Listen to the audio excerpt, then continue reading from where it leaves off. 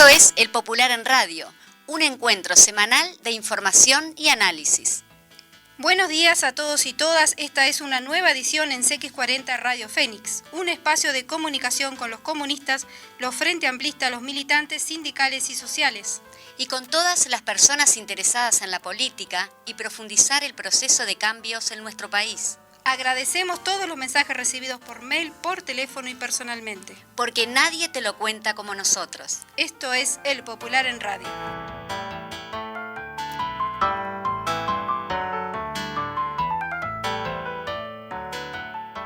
Con un nuevo radio. María José Pedraja y quien les habla, Victoria Alfaro, vamos a conducir a partir de ahora, los miércoles y los viernes por el mes de mayo, al mediodía, El Popular en Radio, una nueva edición del Popular en Radio. Exactamente, vamos a tener 4 programas que van a ser los jueves, van a ser programas especiales, luego seguiremos como siempre, y ya es clásico, todos los viernes en El Popular en Radio. Con una grilla especial que arranca los lunes con La Mecha, los martes con Voces de Montevideo, los miércoles con El Popular en Radio, de mientras, los jueves con Cultura en Casa, donde va a estar María José y Eduardo Larbanoa, y los viernes cerrando la semana El Popular en Radio al mediodía. ¿Quién les habla? Bueno, muy bien. Antes que nada queríamos solidarizarnos con el pueblo hermano colombiano por la situación que están pasando, por la salvaje represión que están sintiendo el pueblo colombiano. Exactamente, llevan varios muertos y varios heridos y por lo tanto desde acá queremos mandar un saludo al pueblo colombiano. Ahora vamos a pasarles a leer un saludo del secretario general del Partido Comunista del Uruguay, Juan Castillo, a esta nueva etapa del ciclo de radio. Quiero saludar una nueva época en Radio del Popular y felicitar muy especialmente a todo el equipo que lo hará posible. Éxitos, compañeras y compañeros, un fraterno abrazo y nuestro público reconocimiento al aporte militante por la causa de nuestro pueblo. Abrazos, Juan Castillo. Muy bien, bueno, agradecemos ese saludo entonces. Y bueno, hoy hablaremos de un tema candente, un tema que es actual y bueno, que tendremos invitados. Hablaremos sobre el MIDES, nada más ni nada menos, para lo que vamos a hacer una pequeña introducción. ¿Qué propuestas tiene el MIDES para paliar en este momento la pandemia? El Frente Amplio crea el MIDES ante una crisis y comenzó con muy pocos recursos, ¿no? Surge con un plan de emergencia y restituye derechos de los más vulnerados. Impulsó políticas de desarrollo para centralizar justamente en ese ministerio todas las oportunidades para los más desposeídos y relegados. Y en el último periodo, justamente el MIDES defendió los derechos de niños, niñas y adolescentes. Bueno, pero este gobierno culpa a los pobres por ser pobres y dice que si no se esfuerzan no van a salir adelante. Entonces desconoce el Sistema Nacional de Cuidado, despide a los trabajadores, sube los sueldos a los directores porque justamente se le están yendo. Y bueno, le pide a las personas que utilicen el app para el tema de las canastas. Bueno, todos sabemos que no todo el mundo o no todas las personas tienen acceso a las redes y bueno, a internet mucho menos. Entonces a todo esto tenemos una Intendencia Municipal de Montevideo que justamente cumple el rol en este momento del Ministerio de Desarrollo Social, ya que él mismo corre riesgos de desaparecer. Exacto, estamos viendo en estos últimos días varias movidas en torno al Ministerio de Desarrollo Social. El primero de mayo pasado, una hora y poquito antes de la conferencia del PIC-CNT en el Día Internacional del Trabajador, el presidente de la República, Luis Lacalle Pou, lanzó en Twitter, o sea, en un mecanismo totalmente informal, la comunicación de que iba a sacar a Pablo Bartol, el que era el ministro de Desarrollo Social, y pone en su lugar a Martín Lema, diputado de la 404, que también fue presidente de la Cámara de Diputados en el Parlamento y fue uno de los grandes articuladores de la constante campaña contra el MIDES y contra ACE durante los 15 años del gobierno y sobre todo en los últimos 5 años del gobierno del Frente Amplio. Bueno, él va a agarrar este nuevo periodo, que incluso al principio era probable que quedara con el subsecretario, que es su suegro, que estamos hablando de Kastenbein, Él es el que era su secretario, que además hace poco dijo que entraba con muy pocas ganas al Ministerio de Desarrollo Social, que él hubiera querido estar en el Ministerio de Deportes cuando ganara Luis Lacalle Pou, pero ese sueño no se dio y por lo tanto agarró lo que había, que era el Ministerio de Desarrollo Social, y se fue. Ahora dejó el cargo en manos de la ex intendenta de Florida, Brugman. Exactamente. ¿Quién fue la que sacó a Zancono, te acordás? Exactamente. Entonces, ¿qué pasó con el ministerio? Que, ¿no? En plena pandemia, el ministro absolutamente deja un ministerio sin nada. Pero quizá, yo supongo que de repente hay que pedirle a Zancono que devuelva en realidad a la gente lo que el Mides tenía cuando realmente funcionaba, ¿no? Y sí, sería bueno recordar las palabras de la ex subsecretaria del Ministerio de Desarrollo Social, Ana Olivera, ¿no? Quien dijo de que habían desmantelado totalmente el Mides, la política social, y no es un ministerio cualquiera, de una enorme complejidad, hay que saber lo que se está haciendo, ¿no? Y ella señala también que no le ve un perfil social, acá en una nota del País, no le ve un perfil social al ministro Martín Lema, y bueno, va a esperar a ver qué es lo que va a suceder con este señor. Incluso ella se recordaba cuando Lema la convocó al Parlamento, o sea, hace mucho tiempo ya, a Ana Olivera cuando estaba en el Mides y otros integrantes de la gestión anterior, y ella dice, él a las 11 de la mañana ya tenía redactada la conclusión final sin habernos escuchado. No me olvido más, fue mi primera experiencia de ir a una comisión de esas características. Ella piensa además que no hay un equipo pensado en política social y que este es un tema de enorme complejidad. Y ahora tenemos que le han puesto un nombre incluso a la nueva asunción en el Ministerio de Desarrollo Social. Se llama el Plan Lema, María José. Ah, bien, bien. O sea, Entonces la va a tener más clara, lo más probable. Y seguramente es algo totalmente personalista, por Sí, lo que claro. veo. Y dicen que va a trabajar mucho, ¿no? Va a ser muy Martín en el Mides, dicen sus correligionarios. Así que veremos qué es lo que hace el nuevo ministro. Sí, bien. Y entonces, ¿a quién le pedimos que devuelva cómo dejó el ministerio, ¿no?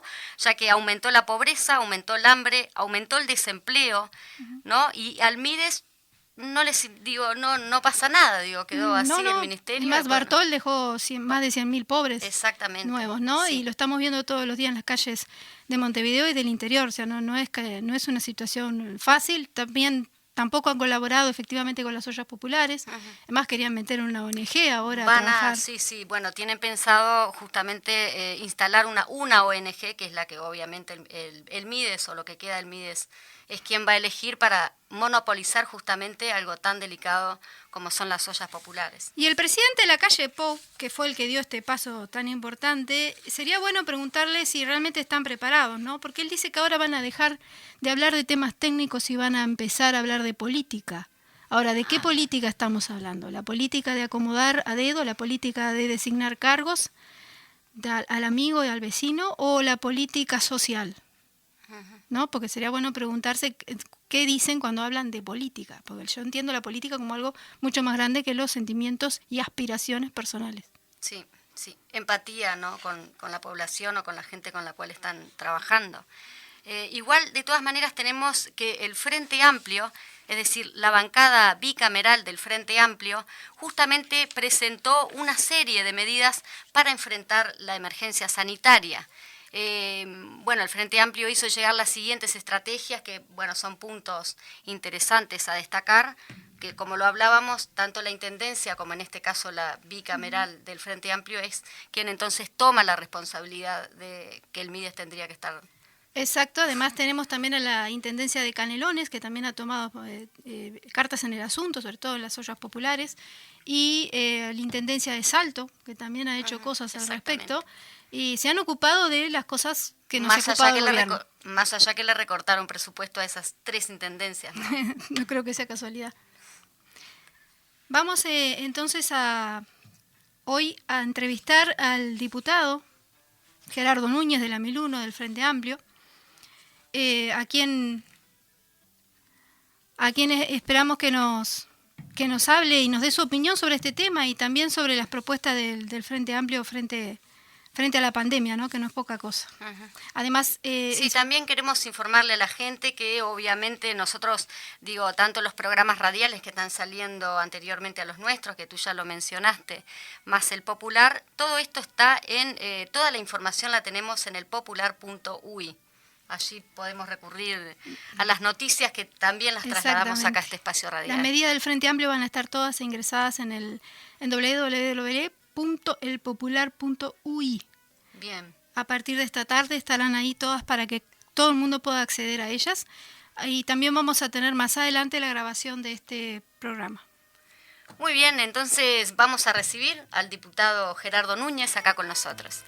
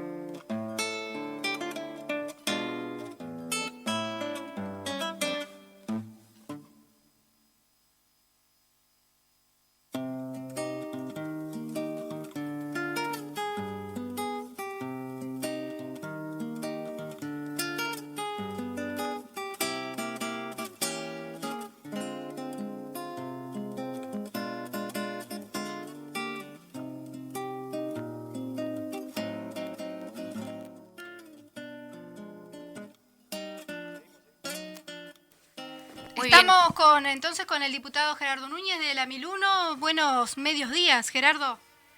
¿Qué tal? Muy buenas tardes, ¿cómo están? Aquí comenzando una nueva edición del Popular en Radio, una nueva etapa, miércoles y viernes. Sí, estás estrenando el programa.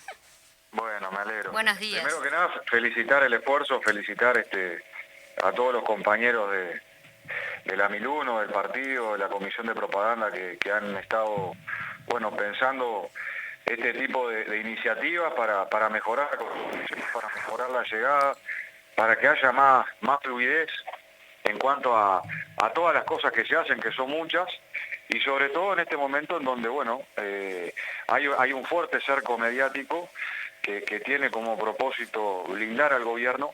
Es fundamental la construcción de espacios alternativos, de espacios que puedan colocar una mirada distinta a lo que colocan de manera cotidiana y permanente los grandes medios de comunicación, que obviamente marcan agenda, marcan opinión y intentan que los temas realmente importantes no se hablen o no se traten con la dimensión, con la profundidad que requiere el momento.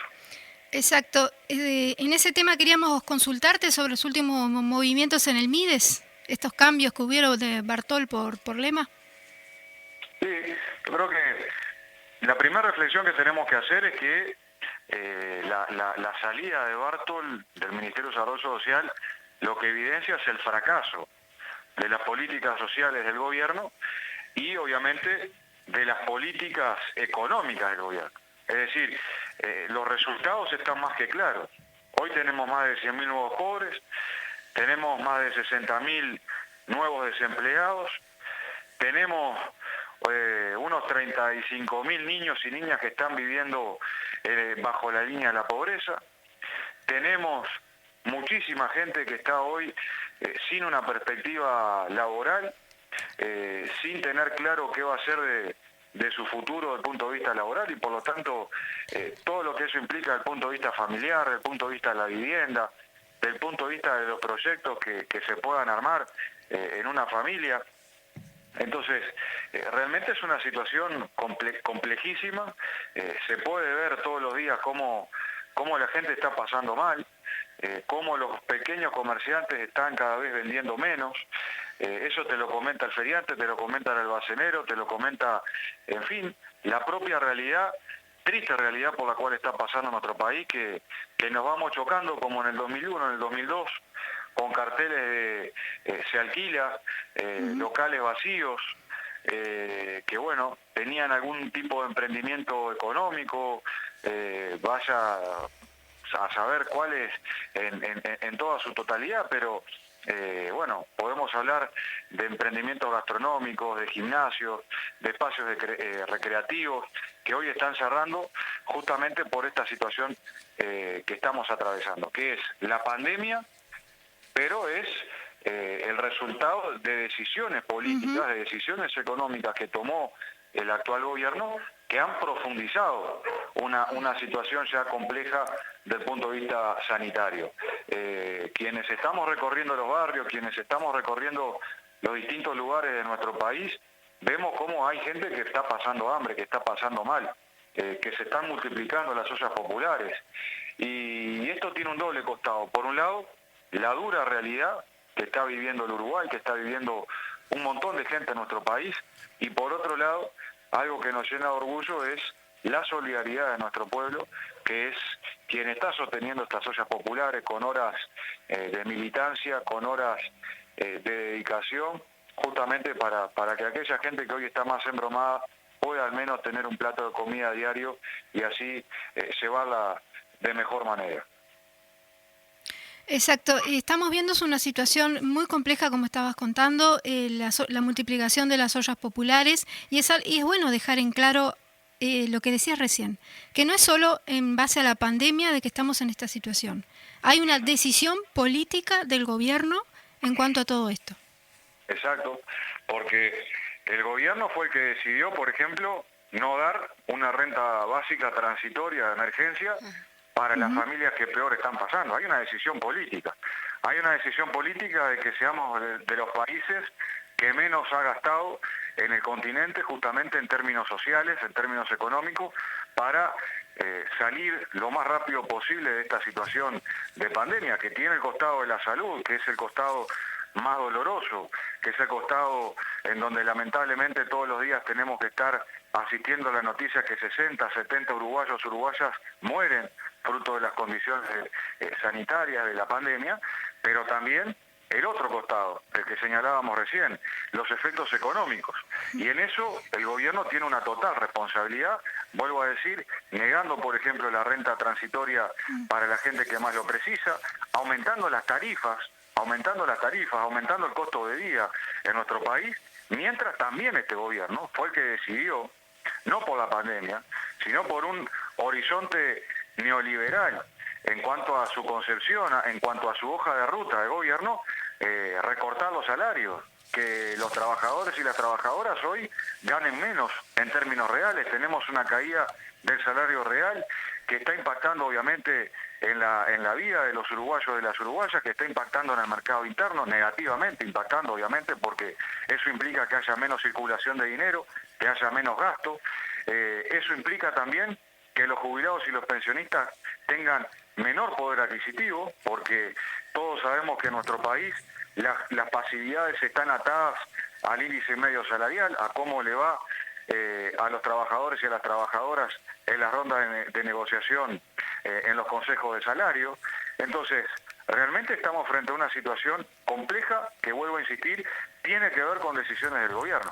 Esas decisiones de recortar los salarios, esas decisiones de recortar la inversión pública, para ellos es ahorro, es una forma de demostrar que están poniendo supuestamente la casa en orden, cuando en realidad lo que hay es una decisión de que esta crisis económica, de que esta crisis sanitaria la paguen los más necesitados, la paguen los trabajadores y las trabajadoras.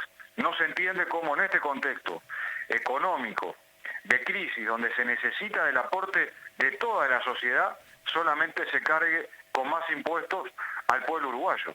Y los sectores más dinámicos, los sectores que no están empobrecidos, nos estamos refiriendo a los ricos, nos estamos refiriendo a los grandes exportadores, no nos estamos refiriendo al pequeño bolichero, al almacenero, al que tiene una pequeña empresa, no, nos estamos refiriendo a los grandes exportadores, a quienes han estado exportando millones de dólares en soja, millones de dólares en arroz, en carne, bueno, que aporten algún tipo de recursos justamente para que esta crisis no la pague otra vez el pueblo uruguayo. Es la misma receta que se aplicó lamentablemente en la década del 90 y fundamentalmente a partir del año 99, cuando todos vivimos la triste consecuencia de esa crisis que lamentablemente no se borra de nuestra memoria, que es el 2001 y el 2002.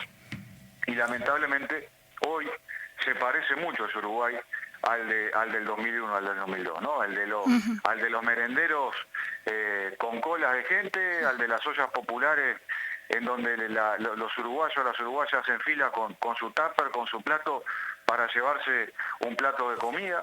Y bueno, esa es la realidad, pero nosotros pensamos que tiene que haber un horizonte de lucha, tiene que haber un horizonte de movilización, tiene que haber un horizonte obviamente de denuncia pública de todas estas cosas, pero también de una profunda convicción de lucha para enfrentar este gobierno. Y en eso está el movimiento popular, y aprovecho para decir lo importante que fue la jornada del 1 de mayo. Yo creo que ese tiene que ser el rumbo, ese tiene que ser el horizonte. Denunciar todo lo que está pasando, pero salir a luchar, salir a recolectar las firmas para que se pueda llevar adelante el referéndum contra la ley de urgente consideración, contra los 135 artículos, porque esa es una forma concreta de enfrentar el gobierno, de enfrentarlo en la cancha, de enfrentarlo en la calle, donde más le duele, de enfrentarlo conversando con los vecinos, con los trabajadores, con los estudiantes, con los jubilados, con los pensionistas, con los cooperativistas, explicando que esta situación que hoy estamos viviendo también tiene que ver con la ley de urgente consideración, porque ahí hay un artículo, por ejemplo, estábamos hablando recién sobre la inversión pública, que es la regla fiscal, que está en la ley de urgente consideración y que justamente lo que hace es frenar la inversión pública de las empresas públicas, que lo que han hecho en nuestro país no ha sido despilfarro, ha sido generar puestos de trabajo a través de cooperativas sociales, a través de cooperativas de trabajadores y trabajadoras. Fue como se pudo, por ejemplo, establecer la fibra óptica en todo el territorio nacional. Y esos fueron cientos y cientos de puestos de trabajo que teníamos en nuestro país y que lamentablemente hoy no tenemos, pero que hay que pelear por recuperar justamente esa perspectiva de trabajo, esa perspectiva de empleo para aquellos uruguayos, aquellas uruguayas que hoy lamentablemente están en el seguro de paro o ya se encuentran fuera de estas coberturas del Estado. Queríamos hacerte una consulta sobre el fondo COVID. ¿Sabés cuánto dinero hay en ese fondo? ¿Cómo se ha distribuido? Mirá, la verdad que se ha manejado con poca transparencia todo este asunto, sobre todo en el año anterior.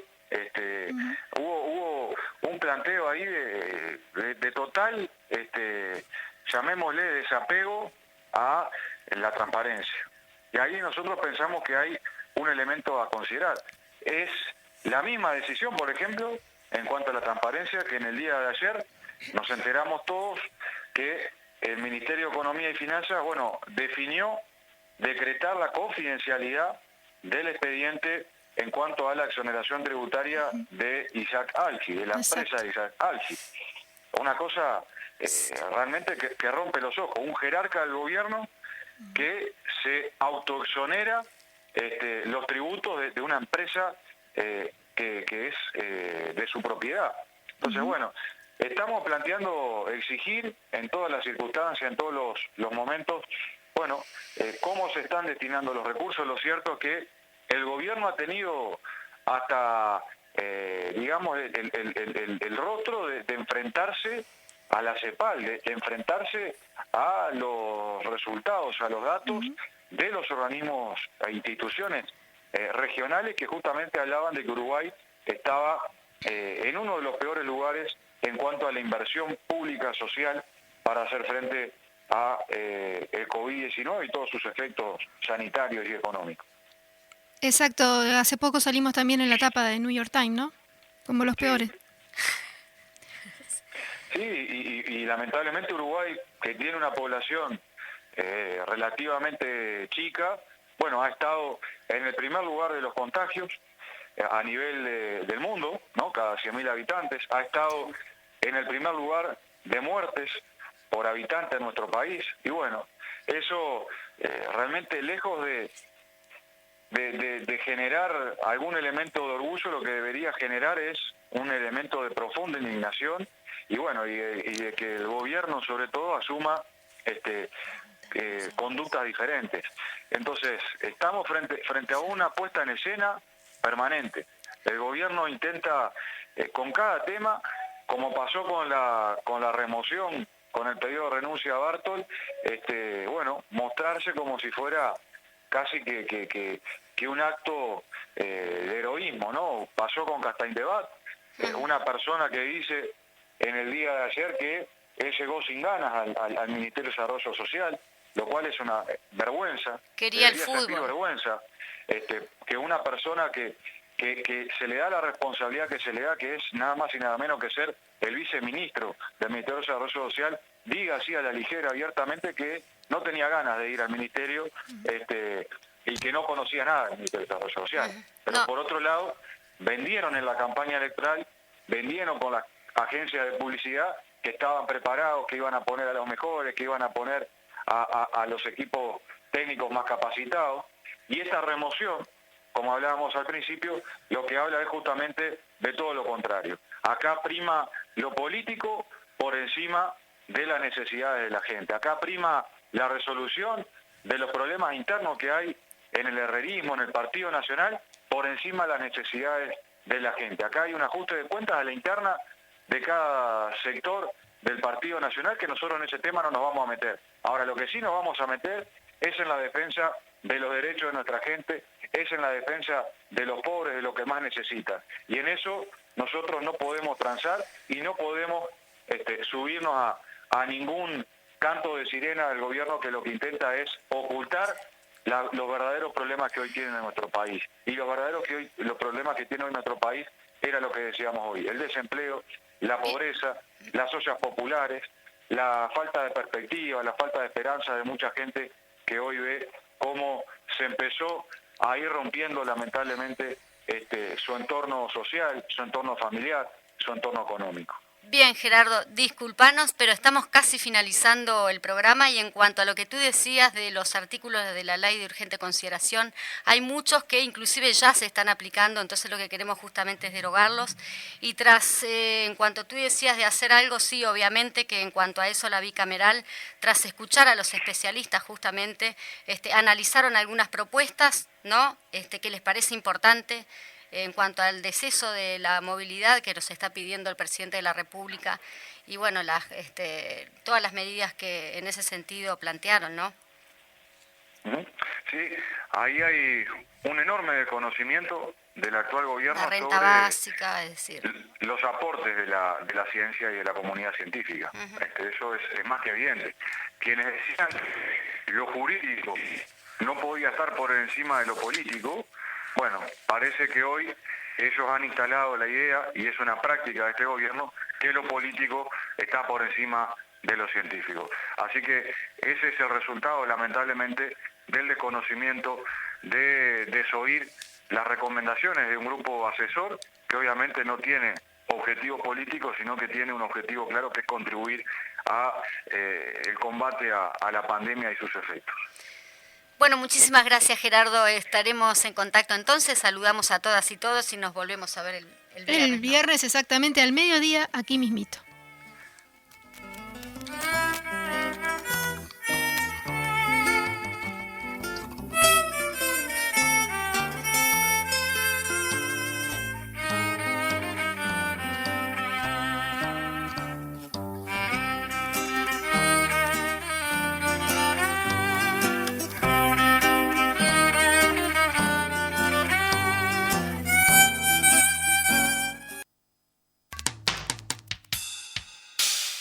Majo Pedraja y quien les habla, Victoria Alfaro, estaremos en una nueva programación con El Popular en Radio. El Popular en Radio va a estar todos los viernes de 12 a 12:30 en CX40 Radio Fénix 1330 AM. También va a tener una edición especial todos los miércoles de 12 a 12:30. En CX40 Radio Fénix los esperamos a partir de la primera semana de mayo.